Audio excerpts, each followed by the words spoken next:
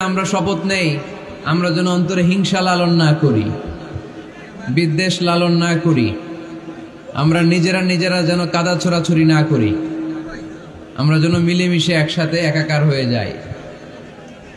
আল্লাহ তুমি কবুল করো, আমরা পড়ি আমিন। 60টা জিনিস মানুষ মরে যাওয়ার পরে তার কবরে পৌঁছতে থাকে। ইন্না মিম্মা ইয়ালহাকুল মুমিন মিন হাসানাতিহি বা'দা মাউতিহি, মানুষ মরে যাওয়ার পরেও যে 60টা জিনিস তার কবরে পৌঁছায় তার মধ্যে একটা হচ্ছে মসজিদান বানাহু, সে যে মসজিদ বানিয়ে গিয়েছে ওই মসজিদের সওয়াব। সুবহানাল্লাহ পড়েন। আপনি টাকা দিয়ে মসজিদ বানিয়ে দিলেন, ওই মসজিদে মুসল্লিরা নামাজ পড়ে, রোজাদাররা এসে ওখানে ইফতার খায়, তাহাজ্জুদ আদায়কারীরা তাহাজ্জুদ পড়ে, তাদের সওয়াবের কমতি হবে না, কিন্তু তাদের সওয়াবের একটা পার্সেন্টেজ সওয়াব যে ব্যক্তি মসজিদ বানালো তার আমলনামায় আল্লাহ ঢুকিয়ে দেয়। সুবহানাল্লাহ বলতে পারলেন না? হে নামাজি আমার ঘরে নামাজ পড়ো আজ, দিল মে তোমার চরণ তলে হৃদয় যায় নামাজ। হে নামাজি আমার ঘরে নামাজ পড়ো আজ, দিল মে তোমার চরণ তলে হৃদয় যায় নামাজ। পড়েন আল্লাহু আকবার। কি সুন্দর লিখেছেন কাজী নজরুল ইসলাম। কাজী নজরুল ইসলাম খুব সুন্দর করে বলেছেন, মসজিদেরই পাশে আমায় কবর দিও ভাই, ঠিক কিনা?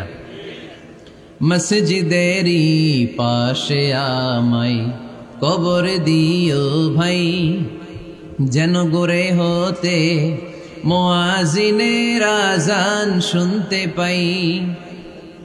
আমার গোরের পাশে দিয়ে ভাই নামাজিরা যাবে, পবিত্র সেই পায়ের ধ্বনি এ বান্দা শুনতে পাবে।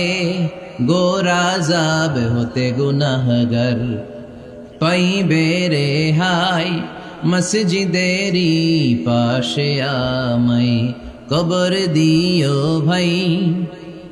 কত মানুষ নামাজি ভাই মসজিদাঙ্গিহীনাতে, আল্লাহর নামের জিকির করে লুকিয়ে গভীর রাতে।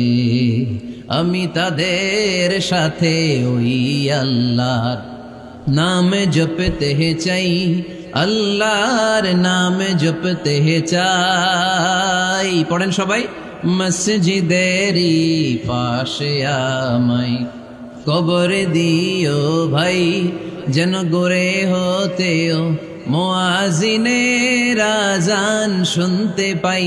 চিল্লায় পড়তে হবে আমিন। কি দরদ ছিল আমাদের জাতীয় কবি কাজী নজরুল ইসলামের, মসজিদের পাশে আল্লাহ তুমি আমার কবর দিও। আল্লাহ এই দোয়াটা কবুল করে নিয়েছে, ঠিক কিনা? ওনার কবরের পাশে মসজিদ আছে না নাই? আছে। এজন্য মসজিদের সাথে সম্পর্ক জুড়ে দেওয়া এটা ইমানদারের আলামত, আর মসজিদকে ঘৃণা করা এটা মুনাফিকের আলামত। এজন্য আমরা যেন আমাদের হৃদয়টাকে মসজিদের সাথে জুড়ে দেই, মসজিদের সাথে যেন সুসম্পর্ক থাকে। মসজিদ সবার, মসজিদ নিয়ে দলাদলি নাই।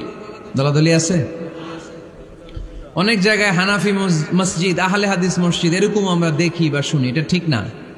হানাফি মসজিদ বলে কোনো কথা নাই, আহলে হাদিস মসজিদ বলে কোনো কথা নাই। মসজিদ সবার।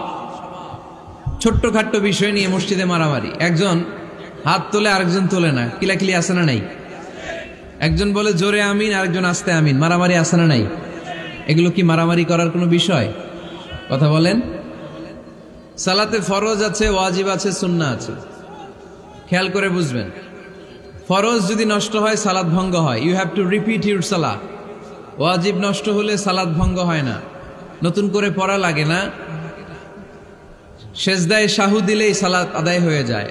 আর সুন্নাহ নষ্ট হলে নামাজ নষ্টও হয় না, নতুন করে পড়াও লাগে না, সৌ সেজদাও লাগে না, নামাজ আদায় হয়ে যায়। সুন্নাহ নষ্ট হলে, এই যে হাত তোলা না তোলা এটা সুন্নাহ, আমিন জোরে বলা না বলা এটা কি সুন্নাহ, যেটা কোনো কারণে কেউ না করলেও তার নামাজ কবুল করে নিবে কে? আর এই সব সুন্নত লই আমগো দেশে গিলাগিলি। মৌলভীবাজারে মাশাআল্লাহ এগুলা নাই, এখানেও আছে। এগুলোর অবসান ঘটুক, আমরা চাই কি চাই না? আর কত এই ছোটখাটো বিষয় নিয়ে আমরা এই বিভেদের প্রাচীর আর দেয়ালকে উঁচু করব আমাদের মাঝখানে? কবে আমরা ঐক্যের সিন্ডিকেট করব? কবে? আর কবে সাদা মনের মানুষ হব? কবে? আর কত? অনেক হয়েছে, আর না, এবার থামেন। বিভেদের প্রাচীরকে ভেঙে চুড়িয়ে দেন। ঐক্যের এমন সিন্ডিকেট করতে হবে যাতে কোনো অপশক্তি এই ঐক্যকে ভাঙতে না পারে, বানচাল করতে না পারে। চিল্লায় বলেন ঠিক কিনা? এজন্য মিউচুয়াল রেসপেক্টের দরকার, পারস্পরিক শ্রদ্ধাবোধ সব ক্ষেত্রে, রাজনীতিতে, সামাজিক অ্যাক্টিভিটিসে আমাদের আলেম ওলামাদের মধ্যে পারস্পরিক শ্রদ্ধাবোধের দরকার, মিউচুয়াল রেসপেক্ট। কেউ কাউরে রেসপেক্ট করে না, আমি যেটা বুঝছি এটাই সব, বাকি সব হারাম, এরকম বলে না অনেকে? এরকম যেন না করি। তাহলে মসজিদ সবার, মসজিদ আল্লাহর হাবিব সাল্লাল্লাহু আলাইহি ওয়াসাল্লাম খ্রিস্টানদেরকে মসজিদে ঢুকতে দিয়েছেন, আর আমরা মুসলমান ভাইয়ের জন্য মসজিদে তালা ঝুলাই দেই, আছে না নাই? আল্লাহর হাবিব সাল্লাল্লাহু আলাইহি ওয়াসাল্লাম কোথাও গেলেই প্রথমে মসজিদ বানাতেন। কি বানাতেন? মসজিদ বানাতেন। মক্কা থেকে হিজরত করে মদিনায় আসলেন, কোবায় থাকলেন কয়েক সপ্তাহ। কোবা পল্লীতে তিনি মসজিদ বানালেন, মসজিদ কোবা। ওখানে প্রতি শনিবার কেউ যদি অজু করে ওখানে যে 2 রাকাত নামাজ পড়ে, একটা কবুল উমরার সওয়াব আল্লাহ তাআলা তার আমলনামায় দিয়ে দেয়। মসজিদে কোবা বানালেন। তারপরে মদিনায় এসে মসজিদে নববী বানালেন আল্লাহর হাবিব সাল্লাল্লাহু আলাইহি ওয়াসাল্লাম, মসজিদে নববী। এটা ছিল আল্লাহ রাসূল সাল্লাল্লাহু আলাইহি ওয়াসাল্লামের বৈশিষ্ট্য। কোথাও গেলেই তিনি মসজিদ বানাতেন, মসজিদে নববী। হায় রে, এখন তো কত সুন্দর মসজিদ আমরা দেখি, আমরা যে সালাত পড়ি। আল্লাহর হাবিব সাল্লাল্লাহু আলাইহি সাল্লামের সময় মসজিদে নববী কি এরকম ছিল? কথা বলেন। ফ্লোর ছিল বালুর ফ্লোর। কিসের ফ্লোর? আমাদের মসজিদের ফ্লোর কিসের? টাইলস। আর আল্লাহ রাসূল সাল্লাল্লাহু আলাইহি ওয়াসাল্লামের মসজিদে নববীর ফ্লোর কিসের? কথা বলে না তো, আওয়াজ করে উত্তর দেন না কেন? কষ্ট হচ্ছে? দুপুরে খাইছেন না সবাই? কেন খান নাই কেন? রোজা রাখছিলেন? হ্যাঁ, ফজর বাদে আইছি। আচ্ছা ঠিক আছে, ঠিক আছে। আচ্ছা আচ্ছা, সাউন্ড নাই, কথা শোনা যায় না? তো এটা শুনলা কেমনে? জিজ্ঞেস করলাম কথা শোনা যায় না, কয় না। তো এটা শুনলা কি করে? মানে অল্প শোনা যায়, তাই তো? একটু পরে আমার বিদায় ঘন্টা বাজবে, আমি চলে যাব। তোমরা ডিস্টার্ব করতে করতে আমার সময় শেষ। তোমরা ডিস্টার্ব করলে তোমাদের লস, আমি আমার টাইমের 1 মিনিটে বেশি যেতে পারবো না, কারণ এখানে আসরের সালাতের আজান শুরু হয়ে যাবে, এরপরে কোনো কথা নেই। আর বক্তব্য লম্বা করা এটা বেদাত। এই বেদাতকে আমি সুন্নাতের মধ্যে আনতে চাচ্ছি। একটা সময়ে একেবারে কমায় নিয়ে আসবো। এত প্রোগ্রামও আমি করতে চাই না। আমি ঘোষণা দিয়েছি আগামী বছরে সারা বাংলাদেশে আমার প্রোগ্রাম হবে 50টা। কয়টা? 50টা। এরপরের বছর 30টা, এরপরের বছর 20টা। বিভাগীয় প্রোগ্রাম করলেই চলবে আমার। এক এক বিভাগে যে 2 দিন 3 দিন খালাস। এত দরকার নেই, এত লম্বা চূড়ার বক্তব্যের দরকার নেই। আধা ঘন্টা চুপ করে শুনেন, কয়েকটা মেসেজ ড্রপ করি, take it with you to your home, then practice and apply in the society. নিয়ে যান, আমল করেন, সমাজে কাজে লাগান। সমাজটা আলোকিত করে দিবে কে? খুতাবুকুম তাবিলা সালাওয়াতুকুম কাসীরা। আল্লাহর হাবিব সাল্লাল্লাহু আলাইহি ওয়াসাল্লাম বললেন, কিয়ামতের একটা আলামত, কিয়ামতের আগে তোমাদের বক্তব্য হয়ে যাবে লম্বা, সালাত হয়ে যাবে খাটো। সালাতের পরে তাসবিহ পড়তে চায় না লোকজন, ব্যস্ত, মহা ব্যস্ত, সুপার বিজি। কোত্থেকে আসলে এই ব্যস্ততা? আপনি রবের সাথে মুনাজাত, না যাই ইউনাজি মুনাজাত, আপনার রবের সাথে একাকী নীরবে কথা বলতে মনে চায় না আপনার? এত তাড়াহুড়ো কিসের? ধীর স্থির হন, একটু স্থির হন, একটু মনোদৈহিক প্রশান্তি অর্জনের চেষ্টা করেন। সব সময় ব্যস্ত, ধাক্কাধাক্কি, উচ্ছৃঙ্খলা, এগুলো আমাদেরকে শেষ করে দিয়েছে। এজন্য লম্বা চোরা বক্তব্য ঠিক না। বক্তব্য শুনতে আমাদের ভালো লাগে, আমল করতে ভালো লাগে না। বক্তব্যটা শেষেই সিগারেট ধরায়, আছে না নাই? মাহফিল শেষেই বিড়ি ধরায়, কয় চমৎকার ওয়াজ করছে হুজুরে। ওয়াজটা সেরকম হয়েছে, অনেক কণ্ঠ সুন্দর হুজুরের। এতদিন ইউটিউবে দেখছি, আজকে সরাসরি দেখাইছি, আছে না নাই? তো কি লাভ হয়েছে? লাভটা হয়েছে কি? এই যে মাহফিল শেষে বিড়িটা ধরাইলেন আর গেলেন, কোনো লাভ হয় নাই। এগুলো থেকে বেরিয়ে আসতে হবে। বছরের পর বছর আমাদেরকে শিখানো হয়েছে একভাবে, কেউ এই পরিবর্তনের আওয়াজ তোলে নাই। আওয়াজ আপনাকে তুলতে হবে। আওয়াজ তোলার জন্য এত মানুষ লাগে না, আপনি একাই যথেষ্ট।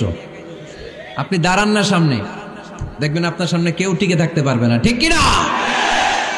কিন্তু আপনার শক্ত সিদ্ধান্ত লাগবে, পরিবর্তনের জন্য শক্ত মানসিকতা লাগবে। যে আমি পরিবর্তন করতে চাই, উই হ্যাভ টু চেঞ্জ। যুগ জামানা পাল্টে দিতে চাই না অনেকজন। এক মানুষই আনতে পারে জাতির জাগরণ। এক মানুষই বিপদকালে বাঁচায় কাফেলায়, ক্ষুদ্র ডিঙ্গি বাঁচায় জাহাজ অসীম দরিয়ায়। এজন্য আপনার শক্ত সিদ্ধান্ত পারে আপনার মৌলভীবাজারটাকে দেশের শ্রেষ্ঠ জেলা, শ্রেষ্ঠ থানা হিসেবে আল্লাহর কাছে কবুল করতে, ঠিক কিনা? এজন্য লম্বা চূড়া আলোচনা ঠিক না। ছোটখাটো অল্প কয়েকটা মেসেজ নিয়ে যেতে পারলেই that's enough. One of the minor signs before the day of judgment, your Islamic lectures will be very longer. And your salah 5 times a day will be shorter. কিয়ামতের আগে বক্তব্য লম্বা, নামাজ খাটো, তাসবিহ পড়ে না, ব্যস্ত, মহাব্যস্ত। এই মহাব্যস্ততা ছাড়েন, কোরআন সুন্নাহর দিকে ফিরে আসেন। বরকত দিবে কে? বিশ্বনবীর মসজিদে নববীর ফ্লোর বালুর ফ্লোর ছিল, আমাদের ফ্লোর টাইলস। আল্লাহর হাবিব সাল্লাল্লাহু আলাইহি ওয়াসাল্লামের মসজিদে বালি নিচে, এই বালিতে নামাজ পড়তেন। বৃষ্টি হলে কাদামাটি হয়ে যেত, কাদামাটিতেই সেজদা করতেন। সেজদা করলে কাদার মাটি আল্লাহর হাবিব সাল্লাল্লাহু আলাইহি ওয়াসাল্লামের নাকে আর কপালে লেগে যেত।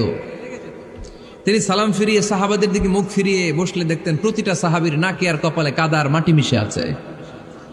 তার মানে প্রিয় নবী সাল্লাল্লাহু আলাইহি ওয়াসাল্লামের মসজিদে নববী ছিল কাঁচা, কিন্তু মুসল্লি ছিল পাকা। আমাদের মসজিদগুলা হয়েছে পাকা, কিন্তু মুসল্লি কাঁচা, ঠিক কিনা? ফজরের সালাতে মানুষ নাই। ইমাম সাহেব আছেন কে কে এলাকায়? দেখি ইমাম, মসজিদের ইমাম, মাশাআল্লাহ। আপনাদের এখানে ওই মসজিদে ফজরের নামাজে কয় কাতার হয়? 5 জন 6 জন? কেনে এত কম? খেনে হ্যাঁ আসে না, আসতে চায় না লোকজন। তো এই যে 5-6 জন ফজরের সালাতে, কল্পনা করতে পারেন ফজরের সালাতে এত কম লোক। ফজরের জামাতে লোক যায় না, এটা একটা মহামারী। যেদিন ফজরের জামাতের দৃশ্য আর জুমার নামাজের দৃশ্য একরকম হয়ে যাবে, ওই দিনই বাংলাদেশে ইসলাম কায়েম হয়ে যাবে। এখন স্লোগান তুলে বিপ্লব বিপ্লব, ইসলামী বিপ্লব। আর ফজরের সময় আমি কম্বলের ভিতরে, আছে না নাই? কোনো বিপ্লব হবে না। ফজরের নামাজ জামাতে পড়ুন, সকালটারে বরকতময় করে দিবে কে? আল্লাহর হাবিব সাল্লাল্লাহু আলাইহি ওয়াসাল্লামের মসজিদ ছিল সবার জন্য উন্মুক্ত, এখানে সবাই আসতে পারত। এজন্য মসজিদ হবে সবার। আমরা মসজিদের আবাদকারী হতে চাই। এজন্য রাব্বুল আলামিন বলেন, ইন্নামা ইয়া'মুরু মাসাজিদাল্লাহি মান আমানা বিল্লাহি ওয়াল ইয়াউমিল আখির ওয়া আকামাস সালাতা ওয়া আতাজ যাকাতা ওয়া লাম ইয়াখশা ইল্লাল্লাহ فعسى أولئك أن يكونوا من المهتدين سبحان الله পড়েন। রব্বুল আলামিন বললেন মসজিদের আবাদকারী হবে তারা যারা আল্লাহর প্রতি ঈমান আনে, আখিরাতের প্রতি ঈমান আনে, যারা সালাত কায়েম করে, যারা যাকাত আদায় করে, যারা দুনিয়ার কাউকে ভয় পায় না, ভয় পায় একজনকে। চিল্লায় বলেন তিনি কে? যাদের হৃদয়ে আছে আল্লাহর ভয়, তারা কবু পথ ভুলে যায় না। আল্লাহর প্রেম ছাড়া এই দুনিয়া কারো কাছে কোনো কিছু চায় না, ঠিক কিনা? তাহলে যারা মসজিদের আবাদকারী এরা ভয় পায় একজনকে। চিল্লায় বলেন তিনি কে? মসজিদের আবাদকারীদের প্রথম গুণ, তারা আল্লাহ বিশ্বাস করে, তারা আখিরাতে বিশ্বাস করে, তারা সালাত কায়েম করে, তারা যাকাত আদায় করে, তারা আল্লাহ ছাড়া পৃথিবীর কাউরে ভয় পায় না। আল্লাহ বলেন ফাআসা উলাইকা আইয়াকুনু মিনাল মুহতাদিন, আশা করা যায় তারাই হলো হেদায়েতের রাস্তার উপরে আছে, ঠিক কি না? তারাই মসজিদের আবাদকারী, যারা মসজিদে যায়, সালাত আদায় করে। এখন মসজিদের আবাদকারী আপনি হতে চান, আপনি মসজিদে যান না, আপনি আবাদকারী হতে পারবেন? মসজিদের অনেক সভাপতি আছে, মসজিদে যায় না, আছে না নাই? মৌলভীবাজারে এই সমস্যা বোধহয় নাই। মসজিদের সেক্রেটারি মসজিদে যায় না, আছে না নাই?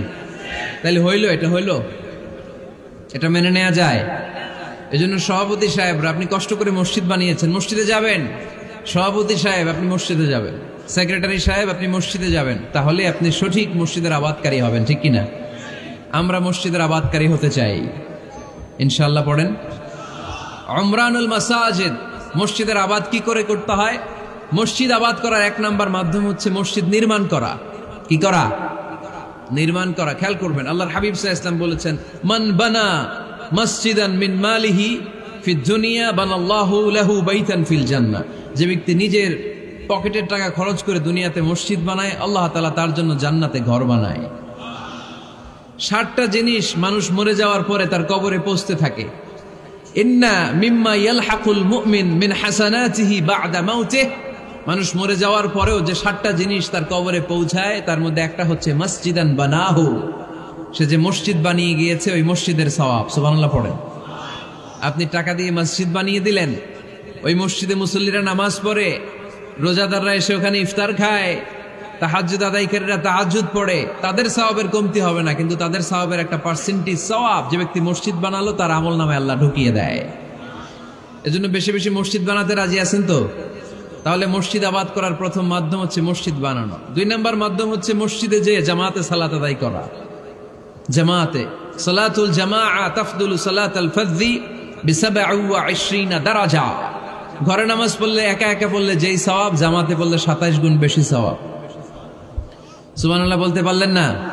হে নামাজি আমার ঘরে নামাজ পড়ো আজ, দিল মে তোমার চরণ তলে হৃদয় যায় নামাজ।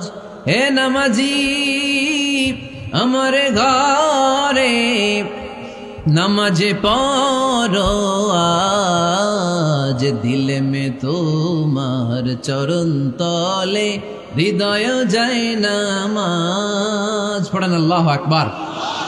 কি সুন্দর লিখেছেন কাজী নজরুল ইসলাম। মসজিদ কেমন যেন মসজিদ তার নিজের ভাষায় আল্লাহর কাছে কেঁদে কেঁদে ফরিয়াদ জানায়, আল্লাহ নামাজিরা আমার ঘরে আসে না, কি সুন্দর টাইলস, কি সুন্দর মুসল্লা, কি সুন্দর এয়ার কন্ডিশন, সব আছে কিন্তু মুসল্লি নাই, ঠিক কিনা? মসজিদগুলো আল্লাহর কাছে ফরিয়াদ জানায়। এজন্য আমরা যেন মসজিদমুখী হই। কি মুখী? আওয়াজ করে বলতে হবে, কি মুখী? মসজিদমুখী। তাহলে মসজিদ আবাদের 1 নাম্বার পদ্ধতি মসজিদ বানানো। 2 নাম্বার মসজিদে বেশি বেশি যে জামাতে সালাত আদায় করা। 3 নাম্বারে মসজিদের সাথে সম্পর্ক জুড়ে দেওয়া, হৃদয়টা যেন সবসময় মসজিদের সাথে লেগে থাকে। আল্লাহর হাবিব সাল্লাল্লাহু আলাইহি ওয়াসাল্লাম বললেন, সাবআতুন ইউযিল্লুহুমুল্লাহু ফি যিল্লিহি ইয়াওমা লা যিল্লা ইল্লা যিল্লু। 7 শ্রেণীর ব্যক্তিকে আল্লাহ তাআলা কিয়ামতের দিন আরশের নিচে ছায়া দিবে, যেদিন আল্লাহর আরশের ছায়া ছাড়া কোনো ছায়া পৃথিবীতে থাকবে না। সেই দিনটা কি এই দিনের মতো? কিয়ামতের দিনটা আজকের এই দিনের মতো হবে? 50,000 বছর হবে। এটা লেন্থ, এটা ডিউরেশন। কাআন সাফসাফা লা তারা ফিহা ইওয়াজা ওয়ালা আমতা, লেভেল প্লেইন ফিল্ড, তামার জমিন। একটু কল্পনা করেন তো ওই দিনটা কত ভয়ঙ্কর। বাবা ছেলেরে চিনবে না ওই দিন, ছেলে বাবারে চিনবে না, স্ত্রী স্বামীকে চিনবে না, স্বামী স্ত্রীকে চিনবে না, পীর সাহেব মুরিদ চিনবে না, মুরিদ পীর সাহেবকে চিনবে না, নেতা কর্মীকে চিনবে না, কর্মী নেতাকে চিনবে না। হায় হায়, ইয়া নাফসি ইয়া নাফসি বলে কাঁদবে। সূর্যটা মাথার কাছে চলে আসবে, সূর্যের তাপে মাথার মগজগুলো গলে গলে নাকের ছিদ্র আর কানের ছিদ্র দিয়ে টপ টপ করে বেয়ে বেয়ে পড়বে। তৃষ্ণায় মানুষগুলো পাগল পাড়া, জিহ্বাটা বের হয়ে নাভি পর্যন্ত ঝুলতে থাকবে। সেদিন সবাই পাগলের মতো ছুটতে থাকবে, কোনো ছায়া নাই আল্লাহর আরশের ছায়া ছাড়া। আল্লাহর হাবিব বললেন, 7 শ্রেণীর ব্যক্তিকে আল্লাহ তাআলা আরশের নিচে ছায়া দিবেন। এর মধ্যে 1 শ্রেণীর ব্যক্তি, রাজুলুন কলবুহু মুআল্লাকুন বিল মাসাজিদ, ওই ব্যক্তি যার হৃদয়টা সবসময় আল্লাহর মসজিদের সাথে লেগে থাকে। মসজিদের সাথে যার হৃদয় লেগে থাকে তাকে আরশের নিচে ছায়া দিবে কে? এজন্য মসজিদের সাথে যেন আমাদের হৃদয়গুলো লেগে থাকে। অনেকেই দেখবেন এত ভালো নামাজে, জোহর পরে টেনশন করে আসরটা কই পড়বো, আসর পরে চিন্তা করে মাগরিবের সময় আমি কোথায় থাকবো, মাগরিবের সময় টেনশন, ইস এশাটা হয়ে গেলেই তো শেষ। এরকম লোক আছে না নাই? এদেরকে সেই কঠিন ভয়াবহ দিনে আরশের নিচে ছায়া দিবে কে? তারপরে মসজিদ আমাদের 4 নাম্বার পদ্ধতি মসজিদকে পরিচ্ছন্ন রাখা, মসজিদকে ঝাড়ু দেয়া। মসজিদকে যারা পরিষ্কার করে তাদের হৃদয়ের যন্ত্রণা দূর করে দেয় কে? সাইয়েদনা ইব্রাহিম আলাইহিস সালাম এবং ইসমাঈল আলাইহিস সালামকে আল্লাহ তাআলা আদেশ করেছেন, তাহহিরা বাইতিয়া লিত-তাইফিনা ওয়াল আকিফিনা ওয়ার রুকআই সুজুদ। হে ইব্রাহিম ইসমাঈল, বাপ বেটা দুইজন মিলে মসজিদ ঝাড়ু দাও। কি ঝাড়ু দাও? মসজিদেরি ঝাড়ু বড়দার ও কামারে হাত শোনো আমার মুনাজাত পড়েন শোনো শোনো ইয়া ইলাহি আমার মুনাজাত শোনো আমার মুনাজাত পড়েন আমিন। মসজিদ ঝাড়ু দেওয়া মসজিদ আবাদের অন্তর্ভুক্ত। আপনারা কেউ কোনোদিন মসজিদ ঝাড়ু দিয়েছেন নাকি? কে কে দিয়েছেন দেখি? সবাই সবাই মসজিদের খাদেম? মাশাআল্লাহ। আমিও দিছি মসজিদ ঝাড়ু, অনেক দিছি। মাশাআল্লাহ, আল্লাহ তুমি কবুল করো। যাদের হৃদয়ে বড় জ্বালা, ফ্যামিলিতে সুখ নাই, শান্তি নাই, তারা হৃদয়ে প্রশান্তি আনতে চাইলে এতিমখানায় যাবেন, এতিমের মাথায় হাত বুলিয়ে দিবেন, এতিমের মুখে খাবার তুলে দিবেন। আপনার হৃদয়টারে নরম করে দিবে কে? আল্লাহর ঘর মসজিদে যাবেন, নিজ হাতে মসজিদটারে একটু পরিষ্কার করে দিবেন, আপনার জীবনটারে উজালা করে দিবে কে? তাহলে এগুলো করার মাধ্যমে আমরা মসজিদের আবাদ করতে চাই। আমরা মসজিদের আবাদকারী হতে চাই কি চাই না? আল্লাহর ঘর মসজিদ আবাদ করার মতো শ্রেষ্ঠ কাজ পৃথিবীতে হতে পারে না। এই মসজিদের কিছু আদব আছে, আল্লাহ রাসূল সাল্লাল্লাহু আলাইহি ওয়াসাল্লাম বলেছেন এই আদবগুলো মেনটেন করে যেন আল্লাহর ঘর মসজিদের সাথে আমরা ব্যবহার করি। মসজিদের 1 নম্বর আদব হচ্ছে মসজিদে ওযুর সাথে প্রবেশ করা। কিসের সাথে? ওযু করে পরিচ্ছন্ন হয়ে মসজিদে প্রবেশ করা। এজন্য অপবিত্র অবস্থায় গোসল ফরজ, এরকম অবস্থায় মসজিদে ঢোকা যাবে? কথা বলেন, ঢোকা যায়? যেই নারীদের মাসিক চলতেছে, মেনস্ট্রুয়েশনাল পিরিয়ড চলতেছে, ওই নারীদের পক্ষে মসজিদে ঢোকা জায়েজ আছে? নাই। তাহলে এটা হলো 1 নম্বর আদব। মসজিদে ঢোকার সময় কি করে ঢুকবো? ওযু করে। আওয়াজ করে বলেন, কি করে ঢুকবো? ওযু করে। 2 নম্বর আদব হচ্ছে মসজিদে যাওয়ার সময় সবচেয়ে ভালো জামাটা পরে যাব, সবচেয়ে ভালো পাঞ্জাবিটা পরে যাব। জান তো আপনারা? না সবচেয়ে সিরাটা পরে যান? হ্যাঁ, অনেকের নামাজের জন্য একটা পুরান জামা আছে, সিরা পাড়া, এদিকে হাত উঠালে দিকতে দেখা যায়, আছে না নাই? সবচেয়ে সিরা পাড়াটা রাখে নামাজের জন্য, কপাল পোড়া। আর সুন্নাতে খাতনার অনুষ্ঠানে গেলে মাশাআল্লাহ লেহেঙ্গা গায়ে দেওয়া যায়, আছে না নাই? না, আপনি ইবাদতের জন্য সবচেয়ে সুন্দর জামাটা রাখবেন। এজন্য রাব্বুল আলামিন বলেন, ইয়া বানি আদম খুযু যিনাতাকুম ইনদা কুল্লি মসজিদ। ও বনি আদম, তুমি যখন আল্লাহর ঘর মসজিদে ঢুকবা, ও বনি আদম, তুমি যখন নামাজের মুসল্লায় দাঁড়াবা, তোমার সবচাইতে দামি, সবচাইতে সুন্দর জামাটা গায়ে দিয়ে তুমি নামাজে দাঁড়াও। ঠিক কি না? তাহলে এখন মসজিদে যাওয়ার সময় কি গায়ে দিয়ে যাবেন বলেন? খিতা করবাইন? হ্যাঁ, মাশাআল্লাহ। হ্যাঁ, সবচেয়ে ভালো কাপড়টা আয়রন করে পারফিউম মেখে তারপরে আমরা যাব। রাজি আছেন তো? 3 নম্বর আদব হচ্ছে মসজিদে ঢোকার সময় বাম পা দিয়ে ঢুকতে হয়।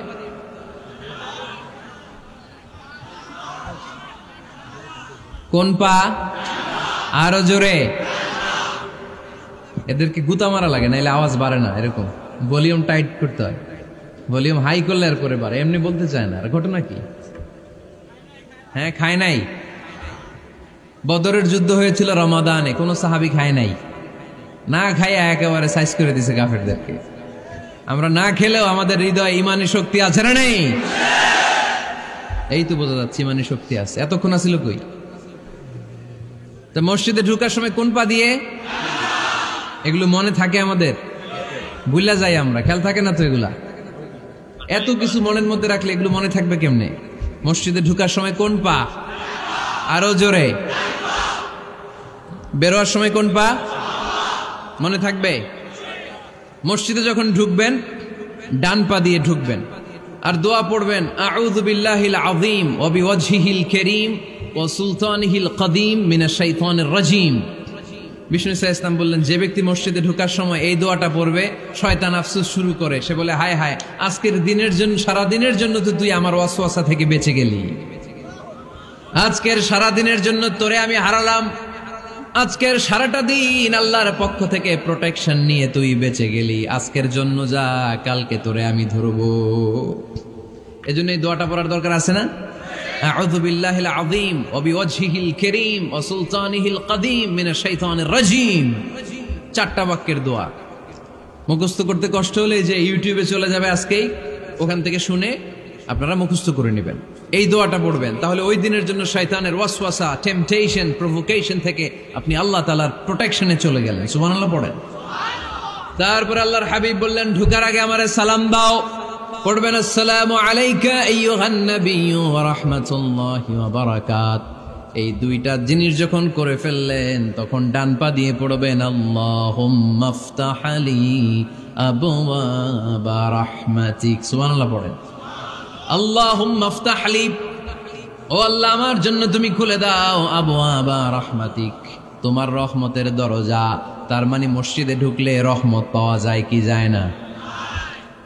মসজিদে ঢুকলে পাওয়া যায় রহমত, মসজিদের বাইরে রহমতের কথা আল্লাহ বলে নাই। মসজিদের ভিতরে রহমত। কোথায় রহমত? কোথায়? মসজিদের ভিতরে রহমত আছে না? তার প্রমাণ, মসজিদে ঢুকলেই শান্তি লাগে কেমন জানি, আর ঘুমে ধরে। মসজিদে ঘুমাইছেন কারা কারা দেখি? সবাই ঘুমাইছেন? আরে আমি কত ঘুমাইছি। জুমার নামাজের সময় যে কি ঘুম আসে, আসে আসে কমন পড়ছে, একেবারে কমন পড়ে গেছে। ঘুম আসে কারণ রহমত, রহমতের ঝিরি ঝিরি বাড়ি ধারা আল্লাহ তাআলা আরশের উপর থেকে নাজিল করতে থাকে। আর এই রহমতের কারণে হৃদয়টা প্রশান্ত হয়ে যায়, অনেকের ঘুমও চলে আসে, ঠিক কি না? এজন্য আল্লাহুম্মা ইফতাহ লি আবওয়াবা রাহমাতিক, ও আল্লাহ তোমার রহমতের দরজাগুলো আমার জন্য খুলে দাও। এই দোয়া পড়লে রহমতের দরজা খুলে দেয় কে? আবার মসজিদ থেকে যখন বের হবেন তখন কোন পা দিয়ে? জোরে বলেন। বাম পা দিয়ে কি পড়বেন? আল্লাহুম্মা ইন্নী আসআলুকা মিন ফাদলিক, ও আল্লাহ তোমার কাছে আমি তোমার পক্ষ থেকে ফদল চাই, মানে রিজিক চাই। রিজিক দেয়ার মালিক কে? তার মানে খুব সোজা সাপটা কথা হচ্ছে, মসজিদের ভিতরে পাওয়া যায় রহমত, আর বাইরে পাওয়া যায় ফদল বা রিজিক। বাইরে পাওয়া যায় কি? রিজিক। মসজিদের ভিতরে রিজিক আছে। তার মানে সারাদিন মসজিদে বসে থাকলে রিজিক মিলবে? নামাজের সময় নামাজ পড়তে হবে, কাজের সময় কাজ করতে হবে। এটাই হচ্ছে ইসলামের বিধান। নামাজের সময় নামাজ, কাজের সময়। আমি প্রশ্ন করব, আওয়াজ করে উত্তর দেন। নামাজের সময়, কাজের সময়, নামাজের সময়, কাজের সময়। এটা মনে থাকবে। এজন্য আল্লাহ বললেন, ফাইদা কুদিয়াতিস সালাতু ফান্তাশিরু ফিল আরদি ওয়াবতাগু মিন ফাদলিল্লাহ। যখন তোমাদের সালাত শেষ হয়ে যায়, আল্লাহর রিজিক অন্বেষণের জন্য আল্লাহর জমিনে তোমরা ছড়িয়ে যাও। নামাজের সময় আসবেন, নামাজ শেষ বের হয়ে যান। ফান্তাশিরু ফিল আরদ, জমিনে ছড়িয়ে পড়ো। নামাজ শেষ, চেয়ারম্যান সাহেব চলে যাবে ইউনিয়ন পরিষদের ভেতরে, ছাত্ররা চলে যাবে হাই স্কুলে, মেম্বার অব দ্য পার্লামেন্ট চলে যাবে সংসদে, সেনাবাহিনীর লোকেরা চলে যাবে ক্যান্টনমেন্টে, ব্যবসায়ীরা চলে যাবে তাদের বাজারে, সিএনজি ওয়ালারা সিএনজি নিয়ে ব্যবসা শুরু করবে, রাস্তায় নেমে যাবে, চিল্লায় বলেন ঠিক কিনা? এটাই ইসলামের বিধান। নামাজের সময় নামাজ, কাজের সময়। আচ্ছা, তাহলে প্রথম সুন্নাত পেলাম, পবিত্র হয়ে ঢুকবো, ভালো জামা পরে ঢুকবো 2 নাম্বার। 3 নাম্বার, ঢোকার সময় কোন পা, বের হওয়ার সময়।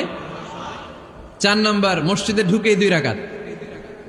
মসজিদে ঢুকে কয় রাকাত পড়েন আপনারা?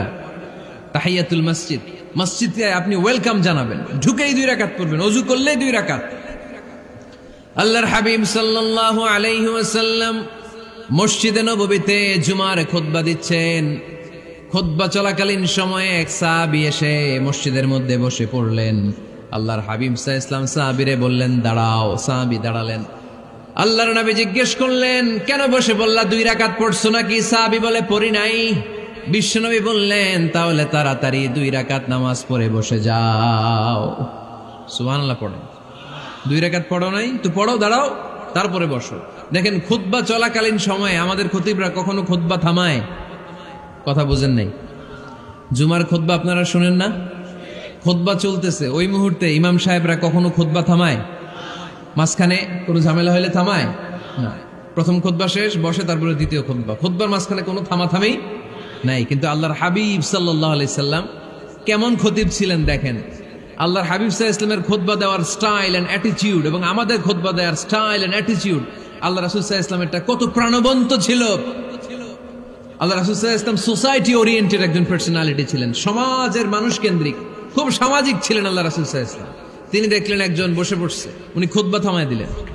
জুমার খুতবা থামায় বললেন, এই নামাজ পড়ছো না, পড়ো 2 রাকাত পড়ো। আবার খুতবা শুরু করলেন। সুবহানাল্লাহ পড়বেন না? একবার তিনি খুতবা দিচ্ছেন, দেখলেন আল্লাহ রাসূল সাল্লাল্লাহু আলাইহি ওয়াসাল্লামের 2 জন নাতি হাসান আর হুসাইন রাদিয়াল্লাহু তাআলা আনহুমা, ছোট্ট মানুষ, কাতারের ভিতরে ঢুকে কোন সাহাবী টুপি টান দেয়, কারো পাগড়ি ধরে টান দেয়, একজন এদিকে দৌড় দেয়, আরেকজন ওদিকে দৌড় দেয়। মসজিদে একটা ডিস্টার্ব হচ্ছে। আল্লাহর হাবিব সাল্লাল্লাহু আলাইহি ওয়াসাল্লাম খুতবা থামিয়ে দিলেন, মিম্বার থেকে নেমে আসলেন, 2 নাতিকে 2 হাতে ধরলেন, ধরে আস্তে করে জান্নাতের এই 2 সর্দারকে নিয়ে মিম্বারের উপরে দাঁড়ালেন। এই হাতে এই নাতি, ওই হাতে আরেক নাতি। এরপর দাঁড়িয়ে দাঁড়িয়ে তিনি বাকি খুতবা দিলেন। পড়েন সুবহানাল্লাহ। কত প্রাণবন্ত খুতবা। উনিও খুতবা দিতেন, আমরাও খুতবা দেই।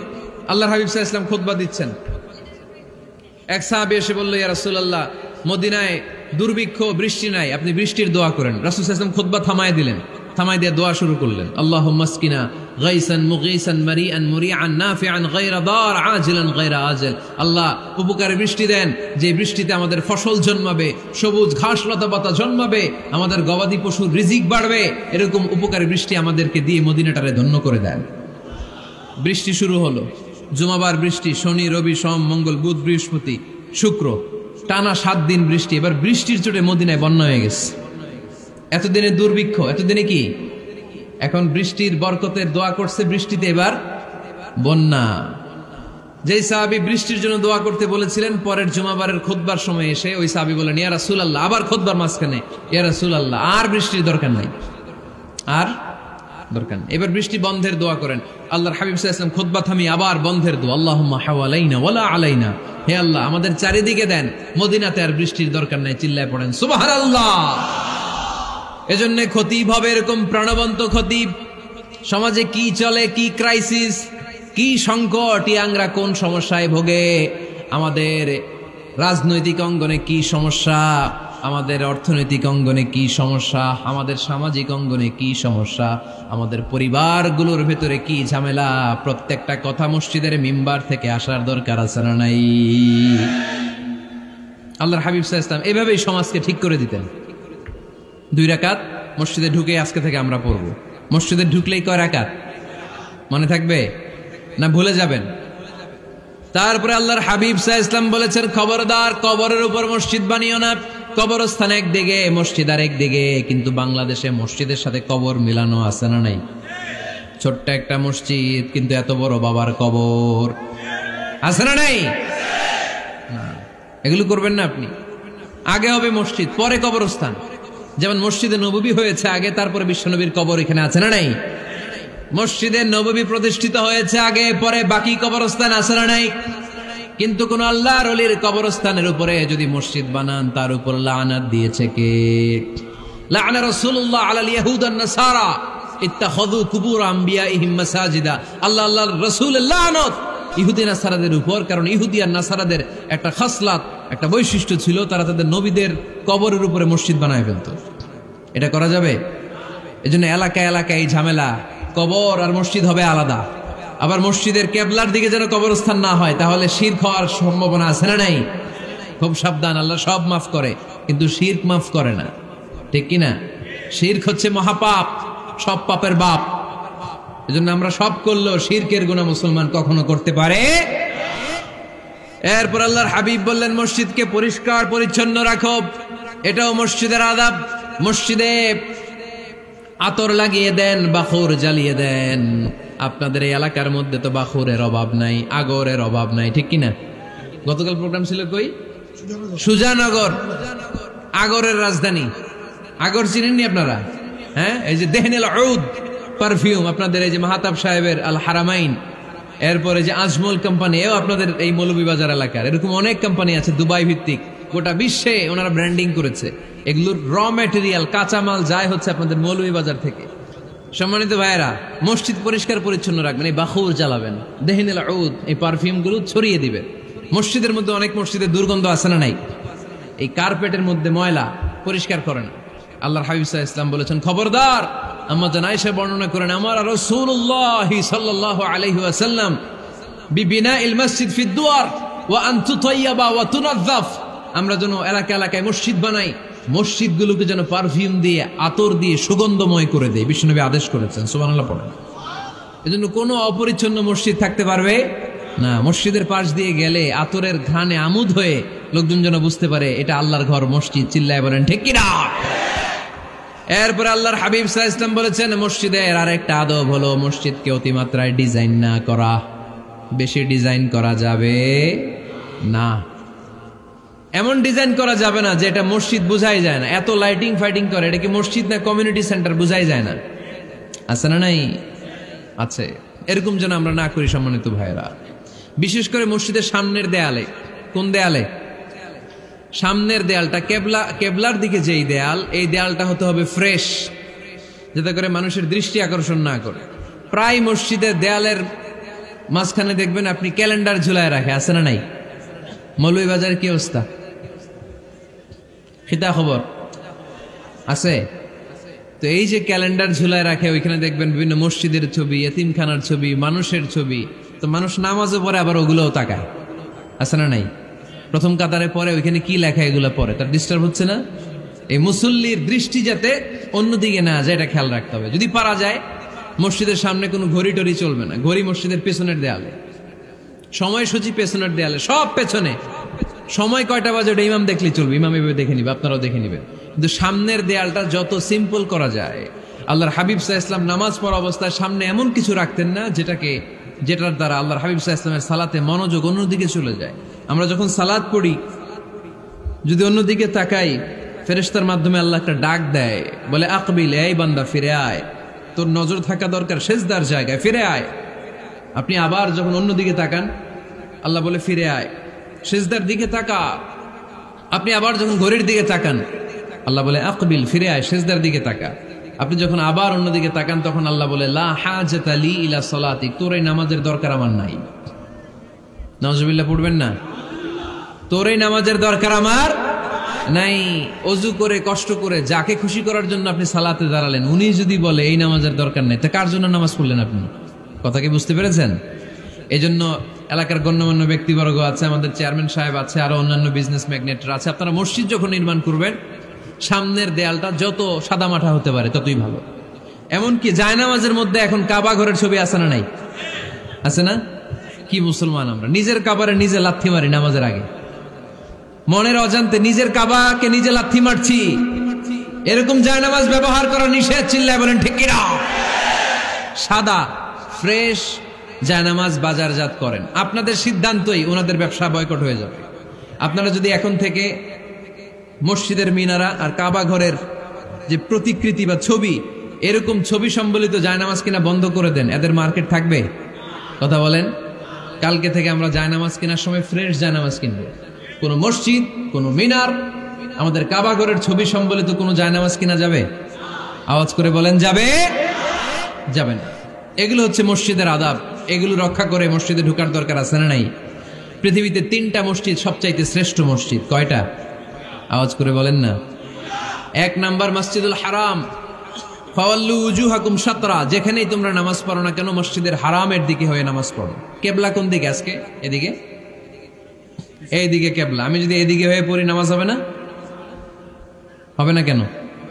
কারণ কেবলামুখী হয়ে নামাজ পড়া ফরজ। চিল্লায় বলেন ঠিক কিনা? মসজিদুল হারাম পৃথিবীর প্রথম মসজিদ। ওখানে একটা ঘর আছে, ঘরটার নাম হলো কাবা। ইন্না আউওয়ালা বাইতিন উদিআ লিন-নাসি লাল্লাযী বিবাক্কাতা মুবারাকা। এই পৃথিবীর প্রথম ঘর, যেই ঘরটা স্থাপিত হয়েছে বাক্কা শহরে। বাক্কা মক্কার আগের নাম, এখন শহরের নাম মক্কা। আগে নাম ছিল কি? সবাই বলেন, কি নাম ছিল? বাক্কা। এটা পৃথিবীর আদি ঘর। সব নবীদের পরশধন্য পদধূলিতে এই জায়গাটা বরকতময় হয়েছে। এটা এমন ঘর, যেই ঘরের চারদিকে 1 রাকাত নামাজ পড়লে 1 লক্ষ রাকাতের সওয়াব পাওয়া যায়। হজ উমরা করেছেন কে কে দেখি? হজ উমরা করেছেন আপনারা না? মাশাআল্লাহ। আমরা যারা করতে পারি নাই, আল্লাহ তাদেরকেও তৌফিক দাও। আমরা যেন এই কাবা ঘরে যে প্রাণ ভরে সালাত আদায় করতে পারি, আল্লাহ তৌফিক দান করো। আমরা যেন মসজিদে নববীতে যে প্রাণ ভরে সালাত পড়তে পারি, তৌফিক দান করো। আল্লাহর হাবিব সাল্লাল্লাহু আলাইহি ওয়াসাল্লামের কবরের সামনে দাঁড়িয়ে যেন আমরা প্রাণ খুলে, মন প্রাণ উজাড় করে বিশ্বনবী সাল্লাল্লাহু আলাইহি ওয়াসাল্লামকে সালাম দিতে পারি, আল্লাহ তৌফিক দান করো। এই কাবা ঘরকে কেন্দ্র করে প্রতিদিন 100টা রহমত নাজিল হয়। আওয়াজ করে বলেন, কয়টা? আল্লাহর হাবিব বললেন প্রতিদিন, প্রতিনিয়ত 100টা রহমত নাজিল হতেই থাকে। সিত্তুনা লিত্তাইফিন, 60টা রহমত তাদের উপর নাজিল হয় যারা কাবা ঘরের চারদিকে তাওয়াফ করে। 40 লিল মুসাল্লিন, বাকি 40টা নাজিল হয় যারা কাবা ঘরের পাশে নামাজ পড়ে। ওয়া 20 লিন-নাযিরিনা ইলাল কাবা, বাকি 20টা রহমত প্রতিনিয়ত নাজিল হয় যারা তাওয়াফ করে না, সালাত আদায় করে না, শুধু কাবার গিলাফের দিকে তাকিয়ে থাকে। কাবার দিকে তাকায় থাকলেই সওয়াব। সুবহানাল্লাহ পড়েন। এক রাকাতে কয় লক্ষ রাকাতের সওয়াব। এজন্য আল্লাহর হাবিব সাল্লাল্লাহু আলাইহি ওয়াসাল্লাম বলেছেন, লা তুশাদ্দুর রিহাল ইল্লা ইলা সালাসাতি মাসাজিদা, স্পেশাল ভার্চু এন্ড রিওয়ার্ড, বিশেষ সওয়াবের নিয়তে পৃথিবীর এই 3টা জায়গা ছাড়া কোথাও নিয়ত করে ভ্রমণ করা জায়েজ নাই। এক হচ্ছে মসজিদুল হারাম, 2 হচ্ছে মসজিদ নববী, 3 হচ্ছে মসজিদুল আকসা। এই 3টা মসজিদ ছাড়া পৃথিবীর কোনো মসজিদে নিয়ত করে সফর করা যাবে না, বিশেষ নিয়তে সফর করা যাবে না।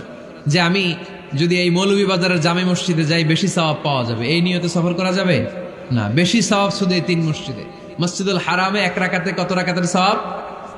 কথা কয় না, বুঝে নাই বোধহয়, কয় লক্ষ? আর মসজিদে নববীতে 1 রাকাতে 1000 রাকাতের সওয়াব। আরেক বর্ণনায় আছে 50,000, বর্ণনাটা দুর্বল। সহিহ বর্ণনায় এসেছে 1 রাকাতে 1000 রাকাতের সওয়াব। মসজিদুল আকসায় সালাত পড়লে 1 রাকাতে, এক বর্ণনায় এসেছে 250 রাকাতের সওয়াব, আরেক বর্ণনায় এসেছে 500 রাকাতের সওয়াব। এই 3টা মসজিদ ছাড়া যে নামাজ পড়লে বেশি সওয়াব হবে, এই নিয়তে সফর করা যাবে? চিল্লায় বলেন যাবে। তবে মসজিদটা দর্শন করার জন্য যেতে পারবেন। মসজিদটা দেখতে কেমন, এটার ক্যালিওগ্রাফিক্যাল ডিজাইন কেমন, এটার আর্কিটেকচারাল ডিজাইন কেমন, এটার দৃষ্টিনন্দন সৌন্দর্য কেমন, মসজিদটা দেখতে কেমন, দেখতে যেতে পারবেন। কিন্তু বিশেষ সওয়াব রিওয়ার্ড এই 3টা মসজিদ ছাড়া অন্য কোনো মসজিদের জন্য হবে না। এই মসজিদ হচ্ছে আমাদের সামাজিক ঐক্যের কেন্দ্রবিন্দু, এটা হচ্ছে আমাদের কমিউনিটি সেন্টার। আমরা শুধু নামাজের জন্য মসজিদকে ইউজ করি, এছাড়া আরো অনেক ইউসেজ আছে মসজিদের। খেয়াল রাখবেন, আমাদের মুসলমানদের মসজিদ হিন্দুদের মন্দিরের মতো নয়। কোথায় আজান হয়েছে? শেষ করে দিব না?